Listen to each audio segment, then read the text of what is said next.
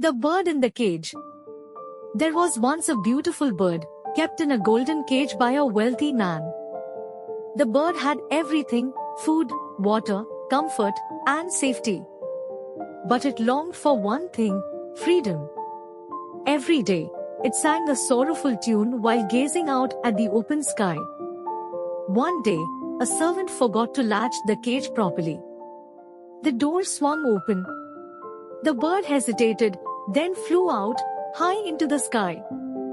It felt the wind, the sun, the thrill of soaring over trees and rivers. It was everything the bird had ever dreamed of.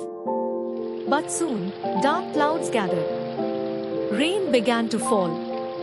The bird was cold, wet, and hungry. It had to search for food and shelter, something it had never done before. It missed the golden cage, but not enough to return.